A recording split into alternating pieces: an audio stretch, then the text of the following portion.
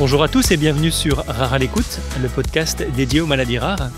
Aujourd'hui, nous continuons d'explorer le déficit en alpha-1 antitrypsine, ou DAAT. Et pour parler de cette maladie rare, nous avons le plaisir d'accueillir Monsieur Noël André, qui est touché par cette maladie et qui est également délégué régional Normandie de l'association ADAT Alpha-1 France. Bonjour Monsieur André. Bonjour. Alors Monsieur André, on l'a dit, vous êtes touché par le déficit en alpha-1 antitrypsine au niveau pulmonaire. Quand et comment sont survenus les premiers symptômes chez vous?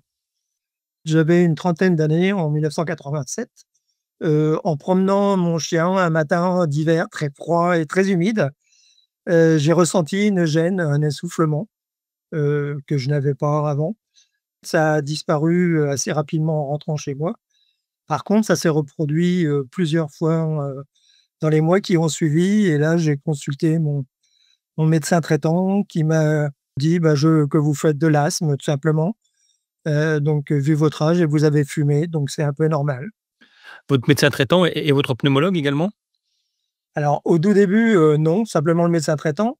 Après donc il m'a envoyé sur effectivement un pneumologue qui était en ville et lui, bah, malheureusement, il ne connaissait pas le déficit et donc il m'a soigné pendant, quelques années, pas mal d'années pour de l'asthme, simplement en donnant des médicaments pour l'asthme. La situation s'est dégradée au fur et à mesure. Et ensuite, comment est-ce que vous avez été, diagnostiqué et comment est-ce que vous avez vécu ce diagnostic? Il y a une nouvelle, pneumologue qui est arrivée en ville et j'ai décidé de moi-même d'aller la voir et en fait, c'est elle qui, tout de suite, m'a diagnostiqué le déficit et donc elle avait pris, note de ça. Elle m'a dit: «On va faire des examens» et quelques jours plus tard, une semaine, quand les examens sont revenus, la prise de sang, elle m'a dit: «Bah oui, voilà, donc vous avez un déficit en alpha-1 antitrypsine». Alors bien sûr, je ne connaissais pas du tout la maladie, hein, ni, et donc elle m'a bien expliqué tout et c'est vrai que c'était en même temps un soulagement d'avoir un nom sur la maladie, mais en même temps, bah, une inquiétude parce que je ne savais pas ce que ça allait donner pour la suite, quoi. Oui, en plus, vous avez eu une période d'errance diagnostique de très longue.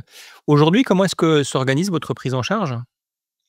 Alors malheureusement, depuis, la pneumologue, elle est partie ailleurs, donc j'ai été, pris en charge par le CHU de Caen, donc le service de pneumologie et là, depuis maintenant une quinzaine d'années, je suis suivi tous les 3 mois, comme j'y étais hier d'ailleurs, parce que j'ai eu mon dernier bilan hier et c'est relativement stable. Alors, on sait que le déficit en alpha-antitrypsine est une maladie génétique. Est-ce que vous avez effectué un dépistage familial? Ah oui, oui, bien sûr, oui, dès le début, donc la pneumologue m'avait dit: «Il faut qu'on diagnostique au moins vos enfants», parce que bon, ma femme, ça ne donne de rien, mais mes enfants. Donc effectivement, mes 3 enfants sont porteurs du déficit. Étant moi-même déficitaire, ZZ, j'ai obligatoirement transmis un gène Z.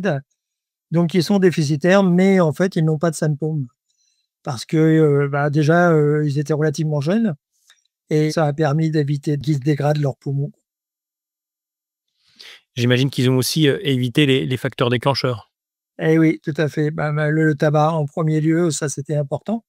Donc j'avais une de mes filles qui avait, commencé un petit peu à fumer et du coup, elle a arrêté assez rapidement et mes deux autres enfants n'ont jamais fumé donc là, de ce côté-là, ils sont préservés. Alors, monsieur André, vous êtes également délégué régional Normandie de l'association ADAT Alpha-1 France. Qu'est-ce qui a motivé votre démarche? Ah bah, personnellement, j'ai toujours été impliqué, dans le milieu associatif, hein. J'ai été président d'une autre association pendant, 22 ans, donc je sais ce que ça représente, le milieu associatif et la difficulté qu'on a à trouver des bénévoles. Donc dès que j'ai été, dans l'association et quand la présidente m'a proposé, de représenter la Normandie, j'ai accepté aussitôt, parce que ça me paraissait évident. Et plus précisément, quels sont les objectifs de l'association, que ce soit au niveau national ou au niveau régional? Alors l'objectif principal, c'est de faire connaître la maladie, bien sûr, puisque c'est une maladie rare, hein, comme son nom l'indique, et il faut essayer de passer au maximum d'informations. En tout premier lieu, auprès des professionnels de santé, parce qu'on s'aperçoit qu'il y a encore beaucoup de professionnels de santé qui ne connaissent pas la maladie et puis, bah, les parents, parce que c'est souvent les enfants qui sont touchés, dans la petite enfance. Donc auprès des parents, parce que c'est un soutien important, qu'on peut leur apporter. On essaye au maximum de les rencontrer de visu quand c'est possible et sinon d'être en contact sur les réseaux le plus possible. Donc au niveau régional, on participe, avec l'Alliance Maladies Rares, justement, parce que le déficit en fait partie et donc là, c'est vraiment un relais important pour l'information et on organise dans les régions régulièrement des cafés alpha, adressés à toutes les familles, qui ne connaissent pas la maladie, qui sont touchées et vraiment là, c'est important de les rencontrer et de passer l'information la plus directe possible. Alors, on arrive déjà à la fin de notre entretien, Monsieur André. Est-ce qu'il y a un message que vous souhaiteriez transmettre à nos auditeurs? Oui, simplement, ne pas hésiter à changer de médecin quand vous sentez qu'il y a quelque chose qui ne va pas. C'est vrai que ça peut paraître, un peu contre-intuitif, mais malheureusement, le gros problème avec dans notre maladie et toutes les maladies rares d'ailleurs, c'est l'errance diagnostique et en fait, si vous voyez qu'il y a quelque chose qui ne va pas, que ça n'évolue pas, enfin, ou ça évolue mal, il faut demander un autre avis, il faut changer, il faut pas hésiter surtout et ne pas s'occuper de ce que dit le médecin. Merci infiniment, Monsieur André, de nous avoir fait mieux connaître cette maladie rare qu'est le déficit en alpha-1-antitrypsine.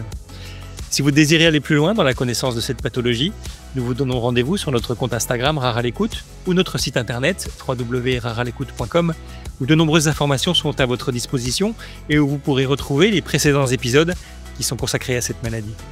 Nous vous remercions de votre fidélité et nous vous donnons rendez-vous sur la chaîne Rare à l'écoute pour un prochain numéro sur une nouvelle maladie rare. À très vite!